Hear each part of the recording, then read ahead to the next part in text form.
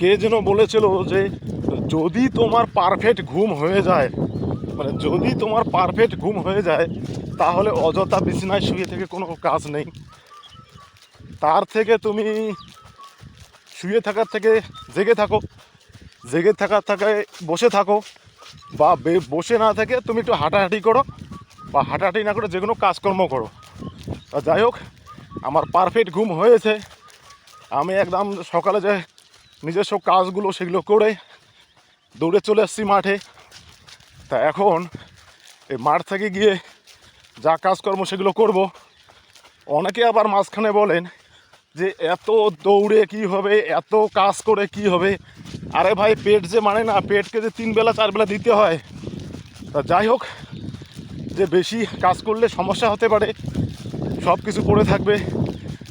তাহলে বলছি যে এই রকম যদি মাইন্ড থাকে, পেটটাকে আগে বুঝাবেন।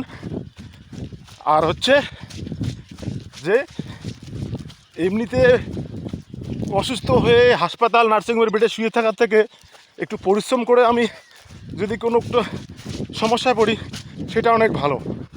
তা শরীর বলছে যে তুমি রাত্রিবেলা ঘুমাও, দিনের বেলা কাজ করো।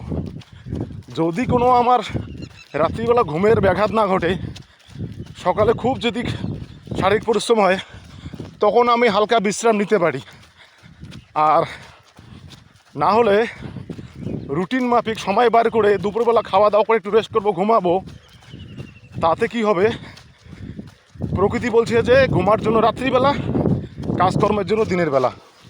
তা যাই হোক, যদি কেউ ভালো মুডে নেন ভালো, আর যদি খারাপ মুডে নেন আমার কিচ্ছু যায় আসে না। আমার যা মনে হচ্ছে আমি তাই করতেছি। কে বলেছিল কে না বলেছিল সেটা আমি নিজেই, মানে প্র্যাকটিক্যালি আমি নিজে সেটা ছোটোবেলা থেকে করে আসছি। যাই হোক, তাই এখন শরীরের জন্য একটু সময় বার করতে হবে। আমি যদি মনে করি যে এই কাজটা করব, সময় তার জন্য বার হবে। আর যদি মনে করি যে কোনো একটা অজুহাত খুঁজি যে সময় আছে, করব এখন, হবে এখন, তাহলে সেটা ওই যে ডাইন হাত আর বাঁ হাত, ওই অজুহাতটা বেশি একটা কাজ করে, এইরকম একটা গল্প। তো যাই হোক, সময়ের কাজ সময় করতে হবে।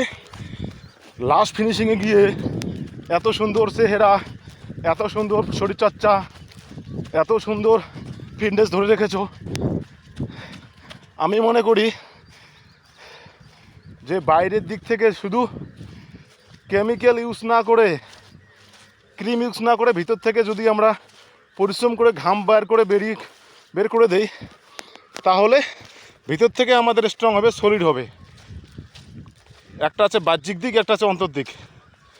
বাই, কি এটা কেমন বললাম, আপনার যদি ভালো লাগে একটু কমেন্ট করে জানাবেন।